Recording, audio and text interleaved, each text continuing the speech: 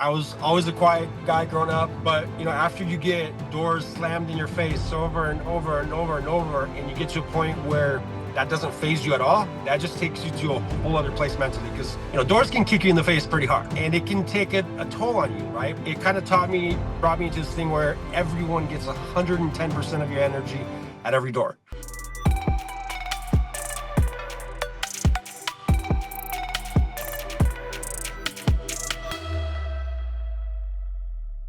What's up, door-to-door community? Exciting day. We have a special guest today, a Golden Door Award winner by the name of Rubin Sarafinchan. Rubin, as you can tell, is joining us from area in the van where he caravans his team to and from area, and he's a Golden Door Award winner. So that doesn't just tell you how hard of a worker this guy is, or maybe a little inclusive secret as to how you get a door-to-door. You plan your schedule around knocking, right? That's how it goes. Rubin, happy to have you. So tell us a little bit about yourself. Obviously, you're a Golden Door Award winner. Yeah, kind of give us a little bit of who you are, your background, how you got into the industry, and what brought you here today. Yeah, man, I'm super honored to be here. I've been a fan of Sam and what you guys have going on over there for a long time. So I didn't never expect to be here or to be on the podcast or to even win Golden Door, to be honest. It's just, I always try to work hard, and, things just ended up happening the way they should. So, my background's crazy. I grew up in Oregon. My family's originally from Romania. We've always been in the car business. Since I was a little kid, grew up in the body shop, cleaning my uncle's toolbox and, for $5-6 an hour, and getting to learn those good habits of what it actually takes to grind. I think I was in elementary school, right? And yeah, and he'd pay me $5, to clean his toolbox. He's like, it doesn't matter if it takes you an hour or 5 minutes, you're still getting that $5. So, it kind of taught me some really, really cool things young. And it, instilled some really, really, really good habits in me. Then, was in the body shop till, 20, 21 years old, and grew into like a leadership position and, learned how to train. And then, one day I'm like, I'm sick of cars. And I got recruited by some Kirby sales guys. And I ended up, I ended up selling vacuums door to door for about a year, which was the wildest experience of my life. Really? Tell me more a little bit about that. Cause like vacuum sales, I feel like the Kirby vacuum sales is like the OG product, you know what I mean? Yeah. And it's like kind of has that stigma to it, and it's actually a really dope vacuum, isn't it? Like it's expensive, but it's really good. So tell me about that year. Yeah, I didn't even know it was a door-to-door sales position for vacuums when I applied. It was a sales position for machine sales was the description. And yeah, I went to the orientation. I'm like, okay, this is kind of cool. And then like the second or third like training, they bring out a vacuum. And I was like, wait, what's going on here? But then at that point, I'm like, hey, I invested some time, let's see what happens. And got trained by probably one of the most ruthless people I've ever met in my life. But, I appreciate him now because he did not take it easy on me. But he was fair. Or he was firm, but fair. And he taught me how to grind like crazy on the doors. The rule was either you get in 10 houses a day or you work 10 hours. You don't go home before either one happens. And that's actually one of the rules I have on my team, 10 sales or 10 hours. And my, it wasn't easy. I'd get 1, maybe 2 sales a week and do 15 cleanings a week. You'd get in someone's house and you'd do a free, carpet shampoo just to get the chance to present what the vacuum can do. And then by the time it was all said and done, they were, financing a $3,000 vacuum. Yep. Yeah. Crazy. Yeah. Best day ever was 4 presentations, 4 sales. Wow. And then the next day I'm like, what? It's time for me to get out of here.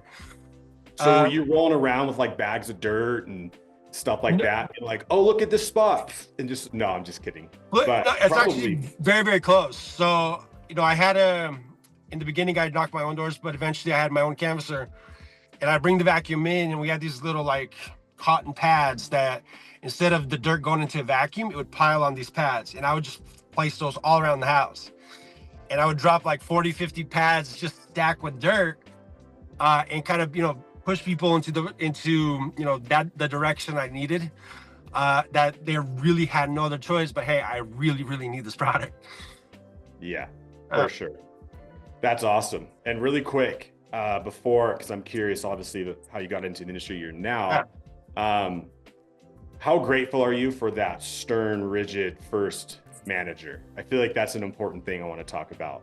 People, I feel like your first leader, your first mentor, whoever is your first exemplar, so to speak, in the industry, really does set the tone for the rest of your career. How, can you attribute a lot of your success now to having someone of that style as a leader early on? Some of it, for sure. I'm going to give a lot of the credit to some of my other mentors. The best thing this guy showed me was, taught me how to be tough, right? I was always a quiet guy growing up, but after you get doors slammed in your face over and over and over and over, and you get to a point where that doesn't faze you at all, that just takes you to a whole other place mentally, because doors can kick you in the face pretty hard. Oh yes. And it can take a toll on you, right? But it kind of brought me into this thing where everyone gets 110% of your energy at every door. And if you could do that door after door after door after door and have amnesia, completely forget what happened at the previous door, you're going to make it. There's no other way around it. And if you could give everybody that energy, success is going to happen. There's no way it's not. Absolutely. I love it. So you did Kirby's for a year, and then, sorry to interrupt, keep going from there. Yeah. I ended up knocking on the door of the vice president of sales for a life insurance company. And he's like, hey, you could, sell vacuums, you could definitely sell insurance, which then, intrigued me quite a bit. And I went and interviewed with them, and I ended up working for him as a trainer and recruiter, and, helping build his company for about 4 years. And his name is Josh Olin. I cannot be thankful enough for him. Taught me a lot. Taught me like the leadership skills he taught me. I can attribute most of it to him, because he would ask me things about me, about my goals, about what I want to do that I would never even thought to ask myself. Interesting. Do you have an example? Yeah. So, one day he's like, hey, how much money do you want to make? And it was just like a really generic question. And immediately I go, $1 million. It's like, why?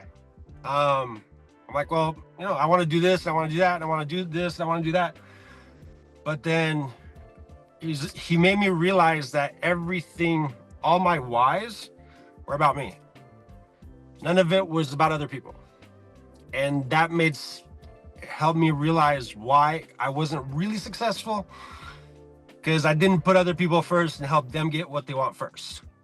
And that ended up being a really, really big turning point, because when I helped other people get what they want, things just fell into place for me. It was so easy after that. It was mind-blowing. So when you help other people get what they want, or get to a goal that they have, or accomplish something that they want to accomplish, like, you're up next. It's going to happen to you like that. So that turned everything around. I was there with him 4 years, great relationship. And then, I kind of got to that point where I'm like, hey, maybe it's time for a change. I don't know what I want to do next. I was doing, well financially, and ended up kind of traveling a little bit. And then one day I get a message on LinkedIn, and it was this guy. He's like, hey, have you ever thought about, car repair business and door to door? And I'm like, not really, but, I'm curious. What do you got? And he's like, hey, I'm representing this company, and they fix hail damaged cars, and they travel and go from city to city. And I never even knew about the side of the auto industry. Never crossed my mind. So he set up a call with Justin and Josh, who I work for now, the Hail Group. And I was like, man, this is the coolest thing ever. I can go knock doors, which I found out I'm decent at. Yeah. I can talk to people. I don't have to wake up early. They pay for my travel. If I hit my numbers, I don't have to pay rent. I was like, Amazing. I'm like, there's no way this is right. But kind of my instinct was like, hey, do it. So I was coming up on the end of my lease in my place in Portland. I think it was like I had 2 weeks left, if that, when this all went down. So the timing was just too weird for it not to be, the right thing to do. And then I was talking to Justin. He's like, hey, do you want a plane ticket? Do you want a train ticket? What do you want to do? Because so I'm like, you know what? This is the first time I'm doing something like this, or I'm traveling. So I'm like, give me a train ticket. So I took a train from Portland, Oregon to Chicago, Illinois, where they were at the time. Which How long of a journey was that? It's supposed to be like a day and a half. It ended up being about 4 days because the train just ended up getting stalled. Oh my goodness. Yeah. That's cool. Yeah. So I got there and I was like, man, this is like the most chill, relaxed group of people. I'm like, I didn't really know what to make of it, to be honest. I didn't know the size of the company or where the company was headed or kind of what the vision was. It was like, I was still like testing the waters and I didn't really dive in. I'll be very honest about that. But, once I got in the field and I saw what we're actually doing and how easy it was and that nobody actually had to buy anything from us. And, we're working with these families that have been severely impacted by a crazy storm. I'm like, how did it take this long for me to get here? It was the craziest thing. So working with Josh and Justin, kind of worked my way up. And after a while, they're like, hey, do you want to do some training? Do you want to be involved, a little bit more in the leadership thing? And I jumped at it because I love, being around people. And if I do something good, I want to show people kind of what I did to get there. If I made some mistakes, I want to show people what not to do to get to that, to that point where they could accomplish something really great. And I think it was last year, it was like August, September, Justin calls me. He's like, hey, you're on pace for Golden Door. I did not plan for Golden Door. That was going to be one of my questions. I love it. Keep going. Sorry. Yeah, I did not plan for Golden Door. I went to the conference in Utah. Justin and Josh invited me like earlier that year in January. And I was just fascinated. I was blown away. Actually, that's where I got to meet Sam. And I was like, wait, how far am I? And I was only 45 cars away. Maybe, I don't remember the exact number. 45 what away, sorry? Cars. So I think the total number was like 300 cars total for the year. Mm-hmm. So that means, either you set the deal and the deal closed, or you close the deal. Sure. Right. So I at that point I was at 200 and something cars that I closed for the team, and then I don't remember, like 60 cars that I set and closed myself. I'm like, dude, done. I'm like, there's no way I can't. This is not happening. Yeah. And what really kind of added to my motivation was somebody that we hired and trained earlier in the year beat me by 4 cars to the quarterly bonus. Oof. And I was like, there's no way in hell I'm losing again and not getting the Golden Door Award. And it was the coolest kind of sequence of events that everything just fell into place kind of when I started to care about other people and putting their success first and helping them make money, helping them be successful. Things just worked out, man. It still blows my mind every day. I love it, dude. So the hail group, you guys don't do roof hail, you do car hail? So it's strictly paintless dent repair for hail damaged cars. Interesting. Yeah.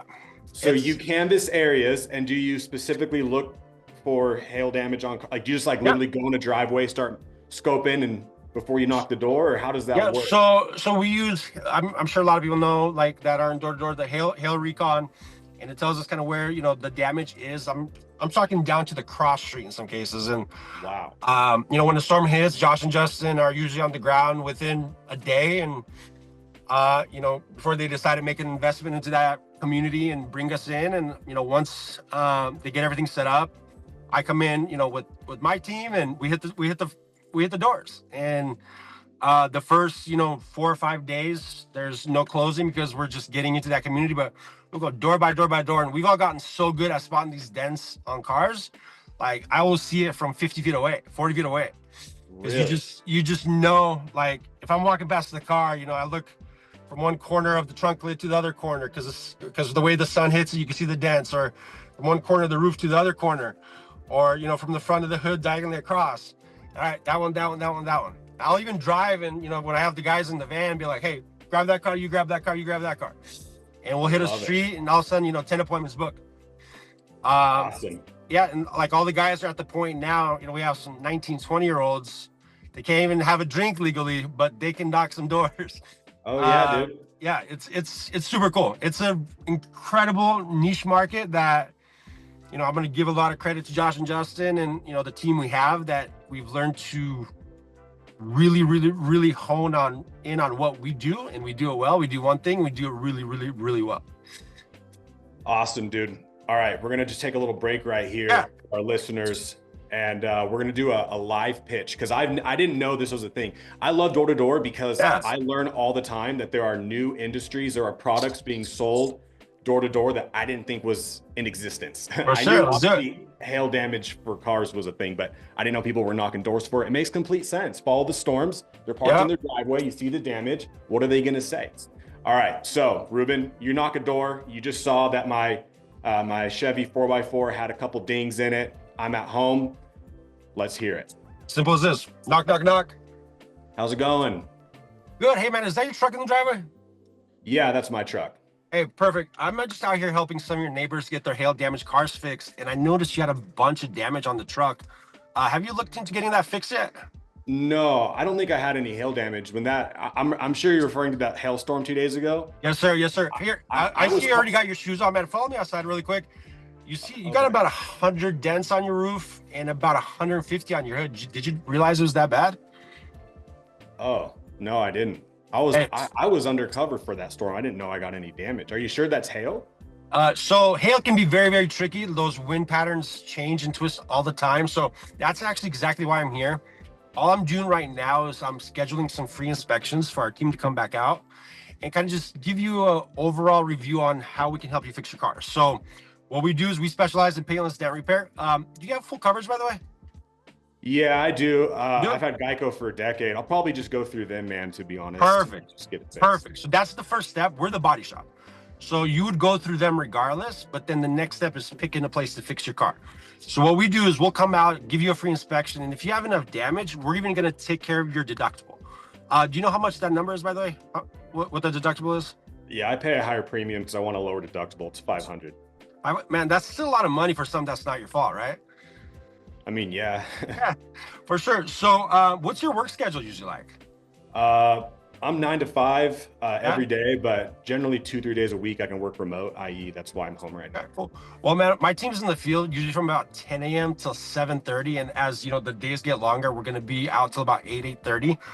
Looks like we're going to be back out here on Thursday. Give me 1 second to check.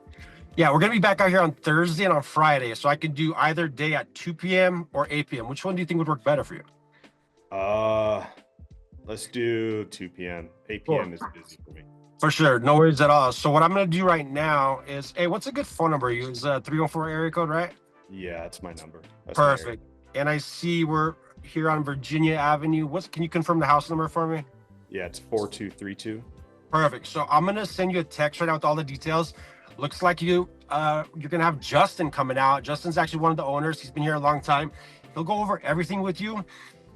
All we want to do is, make sure that you have all the information that you need. And when you're ready to fix your car, hopefully you choose us. So I'm going to go ahead and text you all that information right now. And on the morning of, we're going to send you another text. You're going to be here, right? Yeah, I'll be here. Perfect. We'll see you on Thursday. Awesome. I love it. Dude, good pitch. Honestly, really quick. Yeah. There's products out there where it's really hard to build, like for people listening and, just for yourself as well. It's like your kind of aura, your energy, right? And even in that pitch, which I'm sure is even amplified in real life scenarios, was like, I'm supposed to be here. It's kind of a no-brainer, right? Like, Yeah. look what happened. There's no denying it. Like, Yeah. you're gonna be having to fix this through your insurance with or without me. We're gonna Yep. help you. We're gonna take care of you, and we're probably gonna speed up the process. And I like that you can take care of their deductible. That's a huge win. How Yeah. nice is it going into an area or and servicing people with like legitimate damage, legitimate needs versus a product where you just have to go anywhere and just hope that they buy, you know what I mean? And have to like really create some type of an urgency or reason why. It's amazing. I was actually just out in Florida for about 6 months, and we were doing storm restoration, you know, like roof leaks, roof damage, pipe burst, mold. And we had Hurricane Milton come through, and your pitch reminded me of what it was like on those doors, where it's just like, hey, like your roof is leaking. You know what I mean? Like there's nothing you can really do. Like you're like, you should be grateful that I'm here because we're going to help you versus having to go through all the process yourself. Yeah. And even, pitch, dude. Yeah, thank you. I mean, and even when like I go out on the closes, right? Cause I try to set and close my own when possible, but I have a really, really great team that sets a lot of appointments for me. Like I run 17 to sometimes 19, 20 appointments a day. So if I have a no-show, I'll try to set in between the no-shows, but I'm grateful. I don't think there's anything I'd rather be doing. Yeah, dude. It's awesome. fun. Yeah. Let's pivot a little bit. I want people listening to really get into the mind of a Golden Door winner. And so you mentioned it a few minutes ago, and that was gonna be one of my questions. I feel like there's a small percentage of Golden Door winners, regardless of industry, that don't necessarily set out to accomplish it. They don't like, oh, I want to get this next door to door con. I want to be on that stage and get that award. Here's my industry. Here's my criteria. I'm going to make it happen. There's a percentage of you guys where you just do your thing and then learn happenstantially throughout the year. Oh, wait, I'm on pace to hit a Golden Door, which is even more lucrative in my opinion, because it's not like you're trying for a goal. You're just doing your thing, heading for that standard. So for people listening, give me, or just run through how you set up your weeks, how you set up your days, what you do in the morning necessarily to be so productive, which led you to get that Golden Door. I mean, you have to have a bigger reason than the Golden Door. I think it starts with that. You have to have a clear and specific reason you want to be here, why you want to knock doors. Mm-hmm. For me, I'm 33, I'm single, no kids. Like I want to take care of my parents. My parents, came to the States in 1987 and gave me a good life. And, as a teenager, you don't really understand those things. You think, your parents are, mean or whatever, depending on how you were raised. But I got to the point where I'm like, man, I really want to take care of the people around me. I want to be the guy that people can count on. If they need something, they can come to me. I don't want, anything for it, but I want to be kind of that person people can count on. That's what made me happy. And then, as I kind of grew into a leadership position, having, 8, 9, 10 guys you're responsible for, and making sure that they make that $1,500, $2,000, $3,000 a week. That's what made me hungry and motivated to make sure I get up every single day and I put them first, and by default, I'm going to do well. So, I work 7 days a week, most days, like during the season. I'll take some, my phone's going off. I'll take some Sundays off here and there, but I'd say 90% of the time, I'm going 10 a.m. is my first appointment, 7:30 p.m., 8 o'clock is my last appointment. And when my guys will tell you, Rubin, when it's after that last appointment, the dial just kind of goes back, my intensity level will go down, and they're like, hey, you're laughing, you're having fun. Because when I'm working, it's 100% work. There's no pause, there's no break, there's no excuse. Everybody gets 110%. So my rule during the week is you go to sleep on time. Sleep is your best friend. Couldn't agree more. Yeah, and I remember I used to be able to stay up all night and have a great time, go out with my buddies, and Those days are gone, dude. It's over, right? Those And days are so gone. if you want to have any, you know, you got to have a clear mind, a great attitude, you know, that energy to be able to give everyone 100% of you. It starts with that. It's a very, very simple, easy thing. You know, again, I want to give credit Josh and Justin, like eating healthy, you know, working out 2-3 times a week. I'll admit, I don't do the best about making sure I work out, but it's just getting into that area where everything that you do is scheduled. You have a really good, clean routine. Like if you look at my Google Calendar, like it'll blow your mind. Every 30 days, every 30 minutes of my day is in my calendar. Doesn't matter if it's lunch, doesn't matter if it's a meeting, doesn't matter if it's follow-up, bathroom breaks. Like every little thing is in the calendar, because you're gonna get to a point where you're so busy and your mind's working and at like in such overdrive that like using the tools around you is gonna help a lot. So like I can't even tell you what I had for breakfast this morning. Yep. But I can look back at my notes and you know, because you want to make sure you plan your day every day the night before. So like with my guys, right, the night of, like let's say last night I was on Hail Recon, we game planned an area. This morning in our group chat, hey, this is where we're knocking. And there's, you know, as a leader, it's my job to put them in a position where they succeed. Like I'll tell you very honest, they don't get to say where they knock. They're gonna knock where we put them, and they're gonna hit every door, and they're gonna be successful because they hit every door. Absolutely. And you know, when it's time to go, it's time to go. If you're hitting doors, if your first appointment's at 10, you're there at 9:55. If you're a setter, you gotta be on the doors by 10 a.m. Like no question. If it goes 5-10 minutes over, the next day it'll go 10-15 minutes over, and you're gonna be 15-20 minutes late. The next day you're gonna be a little bit later. Hey, I can sleep in a little bit more. Like that routine has to be strict. And when it's time to be off work, when it's time to have fun, go have fun, have a blast, let loose. But when it's time to work, every single person you come across has to get 110%. Because if they don't, you're not setting yourself up for success. That's just my opinion. Love it, dude. Couple takeaways from that, because I couldn't agree more. If you're listening to this, so many people, they want to be successful. They want to earn the income. They want to have the results. And what they do when they make that decision of like, I'm going to commit, I'm going to do this, they plan in too much fluff, in my opinion.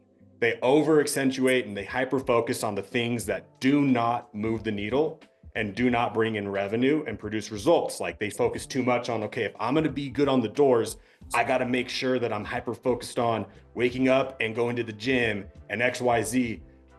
That's all great. Obviously, it's very important, but they need to take that same focus and energy and allocate it towards just doing the work, working your ass off. Again, he's in his car, folks. He's in his car taking this podcast in between doors. You have to put in the work. The most successful people in this industry, they're just the hardest workers, period. Yeah. They're not necessarily the most talented. They're not like, trying to find their air. They just work the hardest. Like that is it. If you do nothing else, if you want to be successful, if you want to hit a golden door, if you do nothing else, but just work your ass off every day, day in and day out. And if you don't do anything else, again, if you don't even plan, I'm not suggesting you do this, right? If you don't plan, you don't go to the gym, whatever, if you just work your ass off, all that other stuff helps, but it's just the work. You know what I mean? Yeah. And another thing you said that I think is really important, especially for the leaders out here, is I can tell you, Rubin, have a great care for your team, for the people underneath you. And it's a responsibility you don't take lightly. And something you said I wanted to point out, I think is super crucial, is caring about not just your reps and making sure that they're working, but you care about their income. It sounds like you have expectations and requirements for your reps to earn per week. You mentioned $1,500 to $2,000 a week. My very first manager, who I can accredit a lot of our first manager in solar, because I started in alarms, that I credit my success to, was he cared so much about my income. He really did. Every commission period, he would get the report for the office. Obviously, I was in his office, and he would like text it to me, say, hey, I'm concerned if it wasn't where it's supposed to be. And the income was the barometer for everything else about my schedule. He wasn't knocking with me all the time like you were, but the income weekly was reflective of the results, which were reflective of the work I didn't or didn't do. And he genuinely cared about my income. Yeah. And I feel like you have that same care for your reps. And it's a good barometer. You should be, if you're a leader and you're not aware of your reps earnings, that's the dipstick that you need to be aware of, that shows, oh, I worked hard today. It's like, okay, cool. Well, your commission report didn't reflect that you worked hard today. Right. And I want to see you earn. So I just wanted to point that out. Yeah, I want to actually add one more thing to that is, like, my old mentor, when I was doing insurance, like he knew everything about me in the sense of how much my phone bill was, how much I spent on gas, how much every little thing, right? So when I let off the gas, he'd bring my attention to it immediately. So like, that's kind of the same thing I've implemented with my guys. Like, I know every single bill that each one of my guys have. I have like a little leather notebook. I've had it probably 6 years, and every person I've ever trained, I have my notes in there. And I know how much their weekly gas bill is. I know how much they paid on rent. I know what their their bare minimum, to make goal is. I know what their dream number is. I know where they want to go on vacation. I know if they have any bills, if they have any accounts that, went to collection. I know everything about them. So when I see that energy level come down, or I see them taking things a little bit too lax, or the intensity level comes down, I'm like, hey, do you give me permission to hold you accountable? Because if you say yes, there's no going back. I love that. I will bring the heat. I've had some intense conversations with some of my guys, and they'll be the first to tell you, but I try to train people the way I was trained. There was no mercy, because my best interest was at heart. And once your reps realize that, they're going to be the most loyal, hardworking people you've ever met. Absolutely. And there's so many different personality types that come into this industry, right? Yeah. You're a rare breed. There's not many Rubins out there, and the Rubins that do exist are the most successful, right? And you have people that come in, reps that come in. If you give them too much leeway, they're just gonna wean themselves out. They need a lot of people, not everyone, but a lot of people need a leader like yourself, who's gonna hold them, gonna hold their nose to the grindstone. They're gonna know all their intricacies of their life. If the permission is given, like you said, permission to hold you accountable, that's important. And if they say yes, it's all in. There's no going back. I think that's huge. 100%. It's like, there's no half it. In my opinion, burn all the bridges behind you. Yeah. If you're gonna do this, do it. Because if there's no 75%, no 90%, if everyone can make a hell of a ton of money doing this. I think I worked 8 months total last year. Mm-hmm.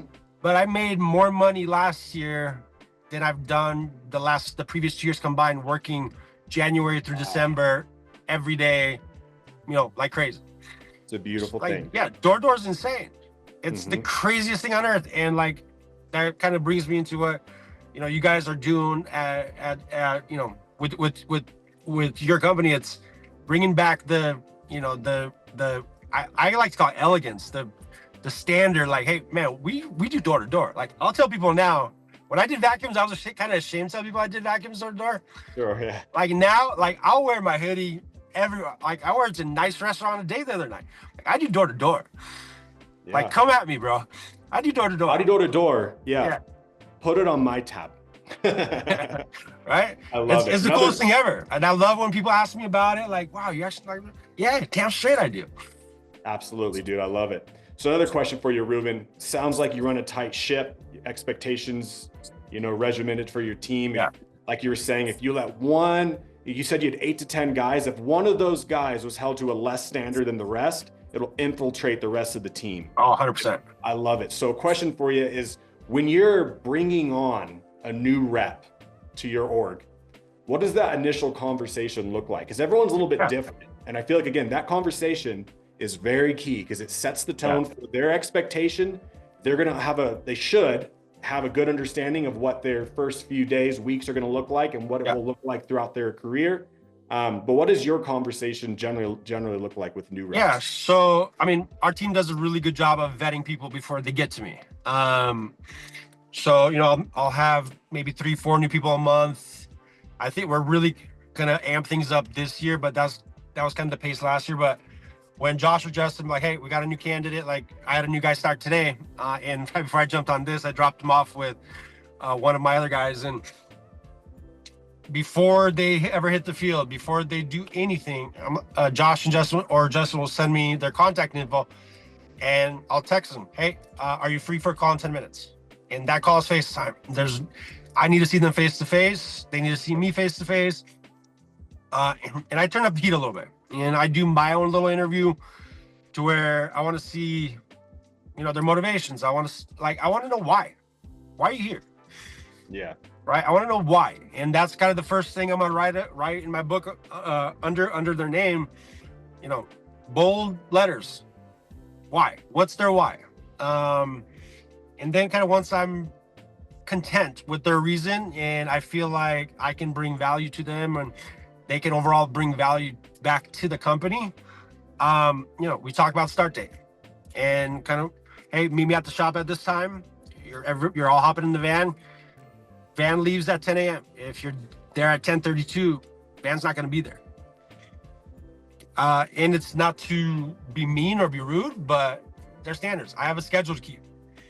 If if you're going to let off the gas, if you're not going to be serious about it, I'm going to be serious about everybody else. You're going to get the same energy that you put in, 100%. You'll never get less from me than you get, ever. Yep. Right? So that's kind of what I try to hold myself to. And, like I had the conversation with the new guy today, and I'm like, hey, today is your first day. Only thing I want from you, my only expectation is get comfortable. Learn Salesforce, get familiar with Salesforce, have fun, talk to people. I don't expect anything else from you. Just have fun.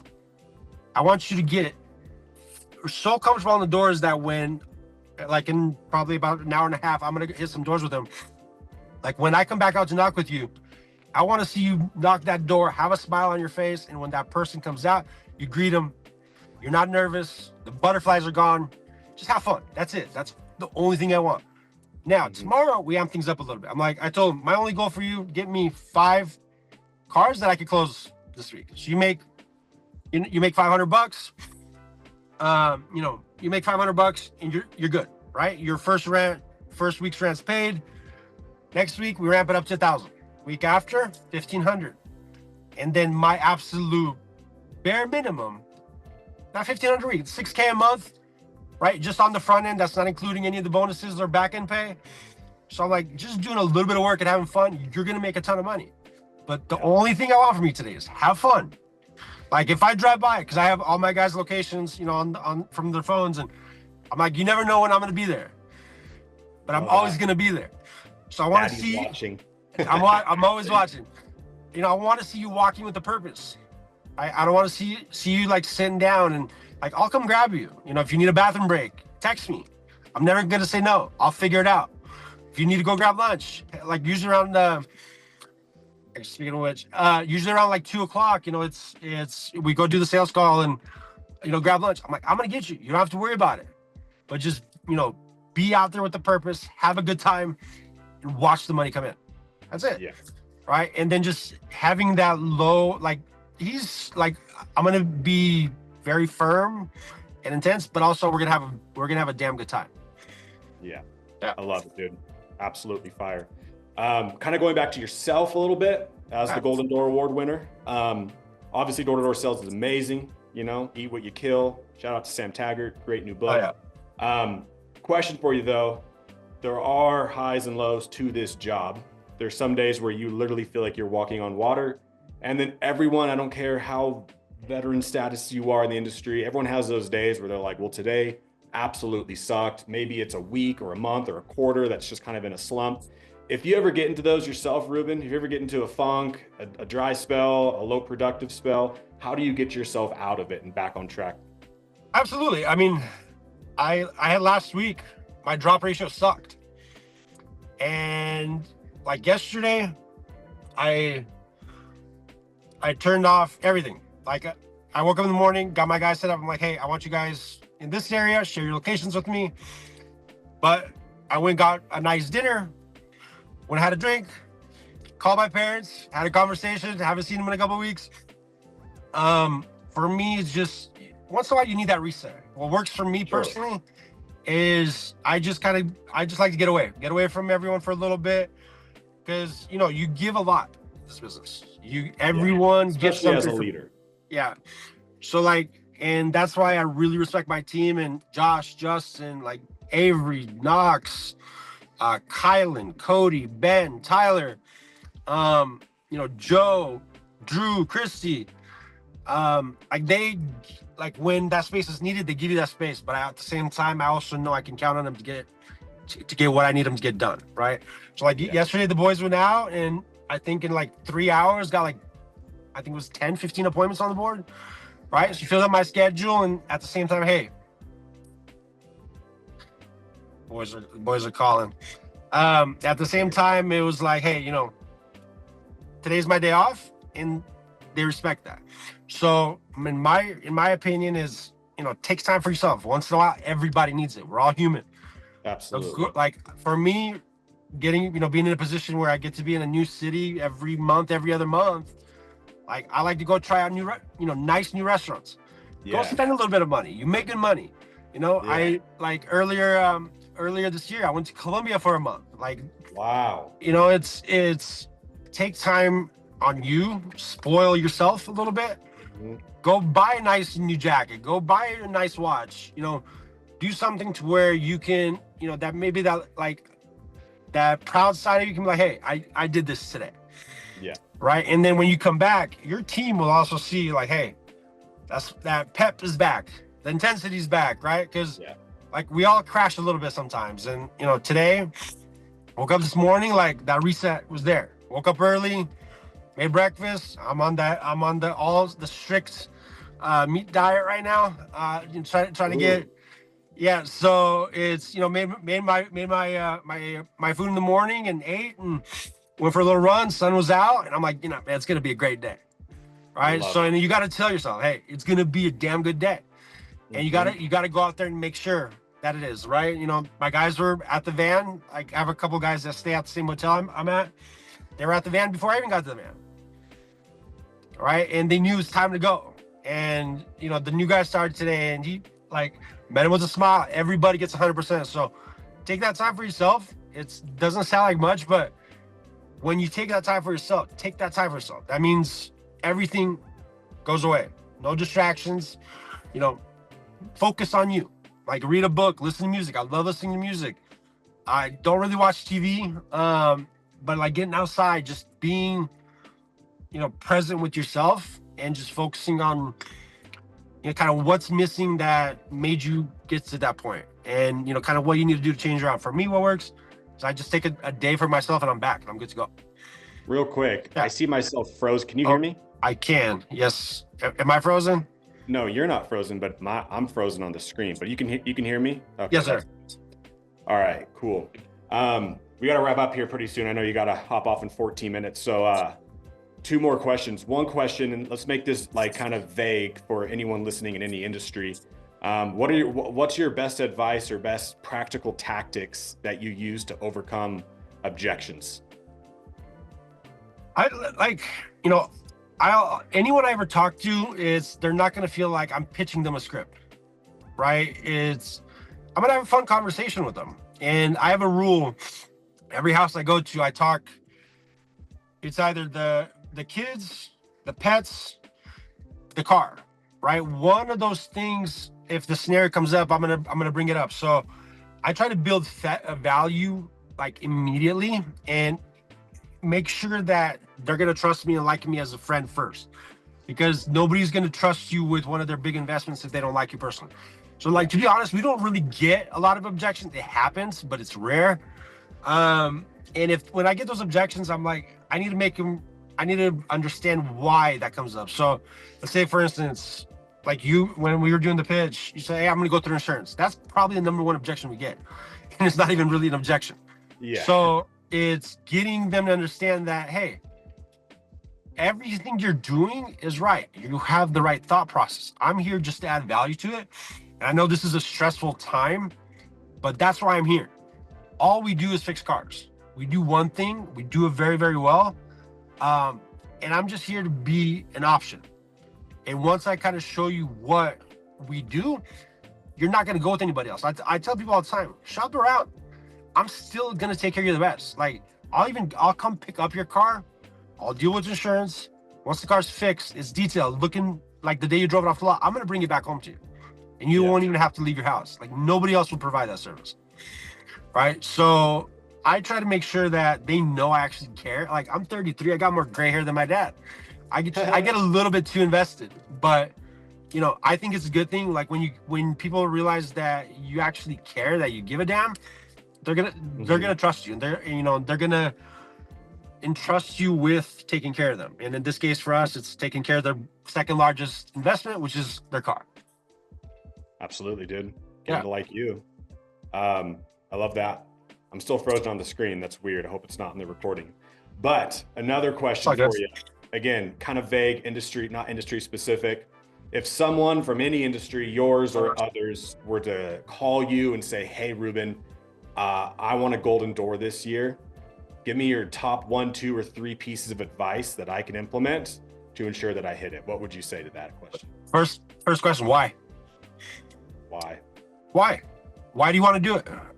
Like for me this year, my reason is because I did it last year just by having good habits. Now, like, to be honest, I just want to blow everyone out of the water. I want to be the best at this. And I want to be in a position where, not by talking crap or, you know, saying I'm good at this, but just by my example, just by what I do, other people are going to do it too. Sure. So